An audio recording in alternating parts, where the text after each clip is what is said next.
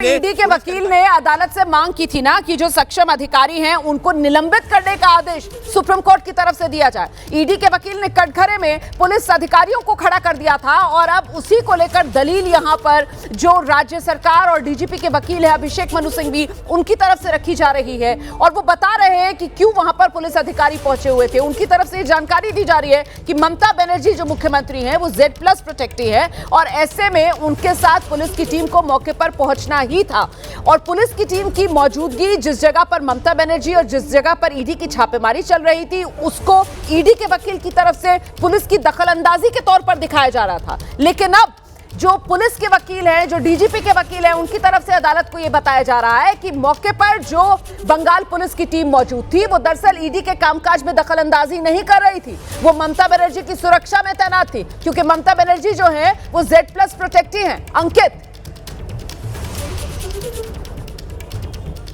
बिल्कुल। और अब इस सब के बाद में जो कोलकाता पुलिस के जो कमिश्नर हैं और उनके जो डीसीपी हैं उनके वकील भी वहां पर खड़े हुए हैं। उनकी भी एक दलील सामने आई है। वकील हैं, वरिष्ठ वकील हैं श्याम दीवान, वो जो रिप्रेजेंट कर रहे हैं किसको? पुलिस को। तो उनका ये कहना है कि हाई कोर्ट में कल सुनवाई आराम से चल रही थी, इसको वहीं चलने दिया जाए। यानी कि कपिल सिब्बल हो, अभिषेक मनु सिंघवी हो या हो श्याम दीवान, यानी कि ममता बनर्जी के वकील हो, डीजीपी के वकील हो या कोलकाता पुलिस के वकील हो, सबने एक ही मांग की है कि हाई कोर्ट में इस मामले की सुनवाई चलने दी जाए। मेंटेनेबिलिटी के ऊपर सवाल उठाया है। अब additional solicitor general SV Raju जो कल कलकत्ता हाईकोर्ट में जो सुनवाई हुई थी उस दौरान भी यही पेश हुए थे। SV राजू अब ये उन अधिकारियों की तरफ से बोल रहे हैं जो उस दौरान छापे में वहां पर गए थे। और यहां रोमाना ये बताना जरूरी है कि SV राजू उन लोगों को रिप्रेजेंट कर रहे हैं जो उस दौरान छापेमारी के दौरान वहां थे और उन्होंने सुप्रीम कोर्ट में एक अलग याचिका लगाई है।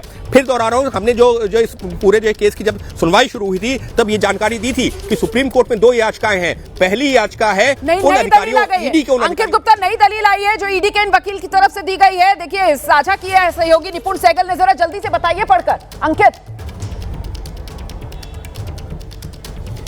देखिए ईडी के वकील क्या कह रहे हैं। वो ये कह रहे हैं जो वहां पर अधिकारी मौजूद थे उनके वकील हैं SV राजू, वो ये कह रहे हैं कि 5 से ज्यादा सशस्त्र लोगों का जमा होकर कानूनी कामकाज में बाधा डालना गंभीर संज्ञेय अपराध है। यानी कि ये जो है एक गंभीर संज्ञेय अपराध है और CBI को FIR दर्ज करने को कहा जाए। ये लीजिए, अब ये जो ईडी के वो अधिकारी जो वहां पर घटनास्थल पर मौजूद थे, छापेमारी के दौरान मौजूद थे, उनके वकील SV राजू ने कहा है कि जिन लोगों ने इस पूरी प्रक्रिया में बाधा डाली है उनके खिलाफ FIR दर्ज होनी चाहिए। और दर्ज कौन करे? जांच एजेंसी CBI। तो अब यहां पर सुप्रीम कोर्ट में मांग कर दी गई है कि जिन भी लोगों ने, जिसमें ममता बनर्जी का नाम है, जिसमें डीजीपी का नाम है, जिसमें कोलकाता पुलिस के अधिकारियों का नाम है, इन तमाम लोगों के खिलाफ FIR दर्ज होनी चाहिए और CBI इस मामले में FIR दर्ज करके जांच करे। ये मांग की है उन लोगों के वकीलों ने जो दौरान जांच अधिकारी वहां पर रखी जा रही है। ईडी की तरफ से यही कहा जा रहा है कि उस दिन जब ईडी एक्शन कर रही थी तब वहां पर जो सशस्त्र लोग जमा हो गए थे वो कामकाज में ईडी के बाधा डाल रहे थे। यही दलील बार बार ईडी के वकील की तरफ से दी जा रही है और इसी की काट के तौर पर जो ममता सरकार की तरफ से, डीजीपी की तरफ से जो वकील ने पक्ष रखा है उनकी तरफ से कहा जा रहा है कि साहब ममता बनर्जी जो है वो Z+ प्रोटेक्टी हैं और ऐसे में अगर ममता बनर्जी कहीं जाती हैं तो उनकी सुरक्षा के लिए जो सशस्त्र पुलिसकर्मी हैं वो उनके साथ होते हैं। ऐसे में वो ममता बनर्जी की सुरक्षा के लिहाज से वहां पर मौजूद थे। ये ईडी के कामकाज में बाधा डालना नहीं था। तो कुल मिलाकर दोनों तरफ से अपनी अपनी तरीके से दलीलें अदालत के सामने रखी जा रही हैं। बड़ी बात यह कि जो हुआ है उसको लेकर कोई भी काउंटर नहीं कर रहा, लेकिन जो हुआ है उसे किस नजरिए से देखा जाए या वो क्यों हुआ है, इसको लेकर अलग अलग वर्जन दोनों पक्ष के आमने सामने हैं। देखिए इससे पहले खुद ये कहा गया है अभिषेक मनु सिंघवी की तरफ से, कपिल सिब्बल की तरफ से कि इसको कोई डिनाई नहीं कर रहा है कि ममता बनर्जी वहां पर पहुंची थी। लेकिन सवाल तो इसी बात को लेकर है ना कि जो ईडी कह रही है कि ममता बनर्जी ने ईडी के कामकाज में दखल अंदाजी की है, उसे दूसरी तरफ जो ममता के वकील हैं उनकी तरफ से कहा जा रहा है कि ममता बनर्जी ईडी के कामकाज में दखल अंदाजी नहीं कर रही थी, बल्कि ईडी जहां पर छापेमारी कर रही थी वो वो जगह तो पॉलिटिकल पार्टी का हिस्सा है और ऐसे में वहां पर औचित्य बनता है ममता बनर्जी के जाने का। जो ईडी की तरफ से कहा गया कि ममता बनर्जी जब आई तो उनके साथ साथ पुलिसकर्मी वहां पर पहुंचे और उन्होंने कहीं ना कहीं दखल देने की, बाधा डालने की कोशिश की ईडी के कामकाज में। इसके जवाब में दलील दूसरी तरफ से यह दी गई कि ममता बनर्जी जो है वो Z+ प्रोटेक्टी है और ऐसे में अगर ममता बनर्जी कहीं पर जाएंगी तो उनकी सुरक्षा में तैनात जो पुलिस अफसर है, सुरक्षाकर्मी है, वो साथ चलेंगे। तो ये दलीलें दोनों तरफ से सामने आ गई हैं और मुद्दा वही है कि आखिरकार ये मामला कहां सुना जाए। क्या ये मामला कलकत्ता हाईकोर्ट में सुना जाए या फिर खुद सुप्रीम कोर्ट इस मामले को सुने। और साथ ही जो ईडी की तरफ से मांग की जा रही है वो ये कि कामकाज में बाधा डाली है, ऐसे में सीबीआई जो है वो इस मामले में जांच करे। हम एक बार फिर से आपको लेकर चलेंगे, हमारे सहयोगी अंकित गुप्ता लगातार हमारे साथ मौजूद हैं और साथ ही कोर्ट रूम जहां पर इस मामले में सुनवाई चल रही है वहां पर मौजूद हैं एबीपी न्यूज संवाददाता निपुण सहगल, जो कोर्ट रूम में हो रही हर हलचल का, पल पल का अपडेट आप तक पहुंचा रहे हैं अंकित गुप्ता के जरिए। एक बार फिर जरा अंकित का रुख करते हैं और जानते हैं अंकित से क्या नई दलील किसकी तरफ से अदालत में अब रखी गई। अंकित, अपडेट क्या है?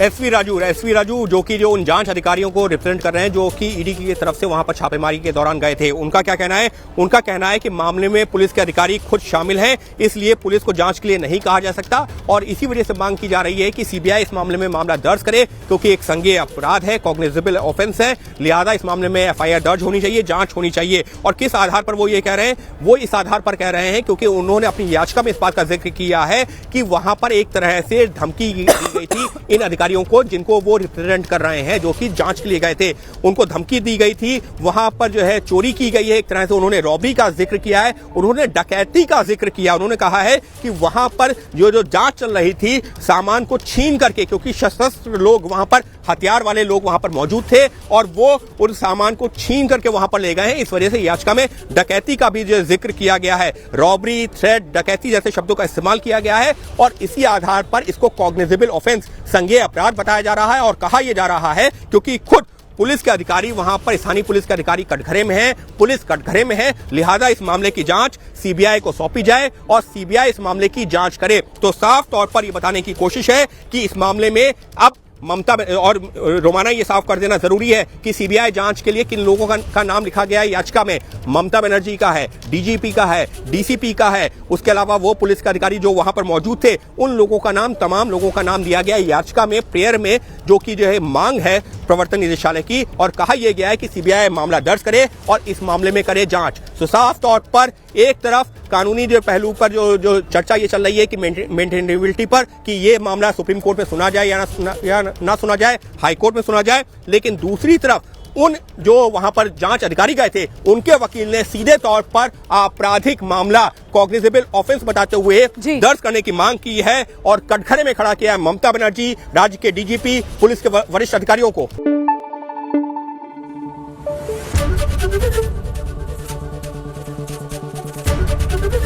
एबीपी न्यूज आपको रखे आगे।